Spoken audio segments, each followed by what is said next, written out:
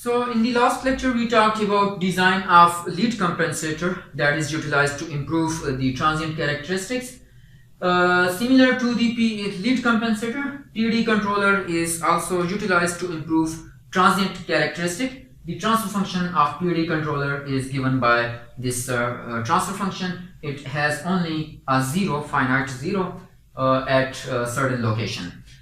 The design procedure for PD controller is quite similar to that of a lead compensator. To elaborate the design procedure, let's again consider the same example that we considered in the last lecture. That is, the transfer function g of s is given by 4 over s plus 2, and we want an overshoot of 16% and a settling time of settling time of 2 seconds. From these transient specifications, you compute the location of desired closed loop poles, which comes out to be equal to -2 plus minus j2 into square root of 3. So the root locus for original system is sketched over here. One pole at s equal to 0, another pole at s equal to -2. This is the root locus which does not pass through our desired closed loop poles S1 and its complex conjugate S2. The root locus does not pass through these points because the angle condition is not satisfied. So what we do is we compute angle deficiency, and that angle deficiency has to be provided by this 0 of this compensator, this controller. So in the last lecture we computed all these angles. This angle that was 120 degrees, basically this is 60 degrees, and 180 minus 60 is 20. So this angle is 90 degrees.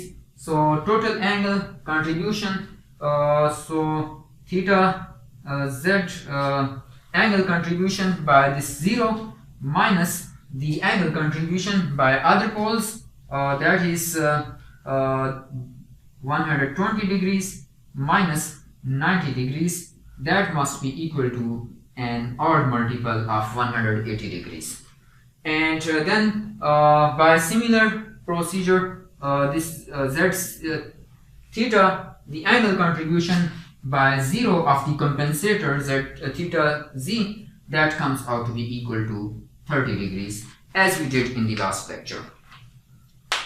So now in the case of lead compensator, there were two things. We had this expression theta by z minus theta p, that came out to be equal to 30 degree. That is, we had an angle contribution due to 0 of the compensator, we had an angle contribution due to pole of compensator. Their difference had to be equal to 30 degree. Over here we have only one 0, and that 0 has to contribute an angle of 30 degree. So if we know the angle, we can compute the location of this 0. So this 0 has to be located such that this angle is 30 degree. So therefore this length can be determined. So that is 2 into square root of 3 divided by x, that is equal to tangent of 30 degrees, and hence x is equal to that will give you the value of this length. So location of 0 will be this length plus 2. So therefore you will compute the location of 0. How to determine this Kc? Again, this Kc is determined from the magnitude condition. So this is the way to design a PD controller. Remember that this controller is not implemented in this way because this PD controller is very sensitive to noise. Therefore there are some implementation issues with this PD controller, and instead of implementing this transfer function, practically what they do is they implement this transfer function Kc s plus zc, and they place a pole very far away from very far away, so that it does not have any angle contribution. Design procedure is the same as explained over here. Implementation issues: to avoid implementation issues, in addition to this 0, they also place a pole very far away in the left half as plane. So let's verify our designed PD compensator. The S is equal to TFS, and G is then given by this transfer function. Closed loop transfer function is given by this one, and step response of the system is plotted over here. And we have designed the lead compensator. So two lead compensators were designed, and the transfer function of first lead compensator, and then the step response of the compensated system with this first compensator, that is plotted on the same graph. Let's plot it. Step of T1. This was the step response of this compensated. This blue line is step response of uncompensated system, step response of compensated system with first lead compensator, and then the second lead compensator that we had designed has this transfer function, and then the closed loop transfer function with the second compensator, and its step response of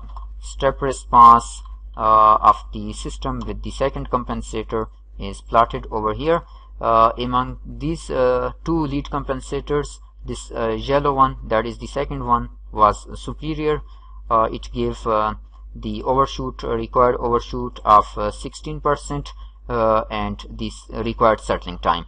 Function GC3 is equal to 0.5 S plus 8, and then the transfer function T3, closed loop transfer function, and then its step response of the closed loop transfer function with PD controller, that is plotted over here. So this is by this line.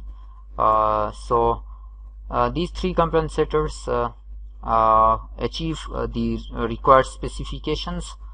This one we can see that is gives less overshoot. This one, the PD controller, gives more overshoot. However, the settling time for this PD controller is smaller.